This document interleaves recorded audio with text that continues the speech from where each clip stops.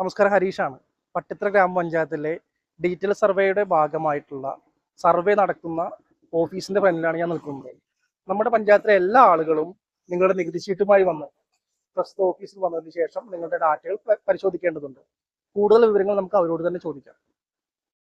നമ്മുടെ ആലൂർ സെൻറ്ററിൽ നിന്നും തൃത്താല റോഡിലേക്ക് കഷ്ടി 100 മീറ്റർ നടക്കുമ്പോൾ അലി ഡോക്ടറുടെ ക്ലിനിക്കിലേക്ക് പോകുന്ന വഴി കാണാം. ആ വഴിയുടെ നേരെ ഓപ്പോസിറ്റ് ഭാഗത്തായി DB7 അതുപോലെ തന്നെ ഫ്ലെക്സി ബൈ എന്ന് 2 ഷോപ്പുകൾ കാണാം. അതിൻ്റെ ഇടയിലൂടെ നോക്കിയാൽ കാണുന്ന വീടാണ് ഇവരുടെ ക്യാമ്പ് ഓഫീസായി പ്രവർത്തിക്കുന്നത്.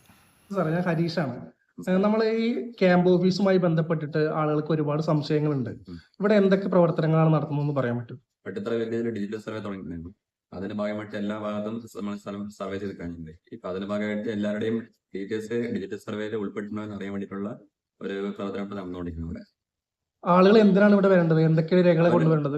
കൊണ്ടുവരുന്ന രേഖകൾ എന്ന് പറയുമ്പോൾ നികുതി രസീറ്റ്, ആധാരമുണ്ടെങ്കിൽ ആധാരം, അല്ലെങ്കിൽ അതിന് ആധാരത്തിന് കോപ്പി ആയാലും മതി.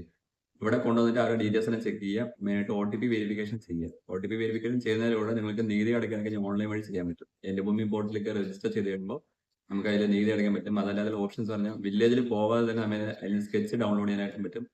പിന്നീട് ഇത്രയും പ്രൊസീജർ ഉള്ളൂ. പിന്നെ ഓരോ തരം മാറ്റാനും പിന്നെ ഓരോ ഓപ്ഷൻസ് അതിനകത്തുണ്ട്. അതും കൂടി ചെയ്യാൻ പറ്റും. ഈ നികുതി രസീത് മാത്രം കൊടുത്തു കഴിഞ്ഞാൽ ചെക്ക് ചെയ്യാൻ പറ്റും? ചെക്ക് ചെയ്യാൻ പറ്റും, തീർച്ചയായിട്ടും പറ്റും.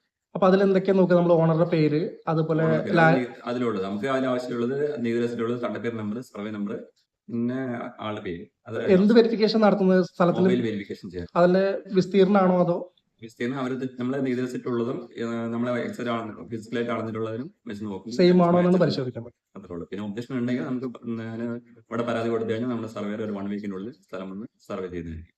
Okay, thank you. മുൻപ് പറഞ്ഞ ക്യാമ്പ് ഓഫീസ് കൂടാതെ നമ്മുടെ പട്ടിത്തറ വില്ലേജ് ഓഫീസിന് മുൻവശത്തും ഇത്തരത്തിലൊരു ക്യാമ്പ് പ്രവർത്തിക്കുന്നുണ്ട്.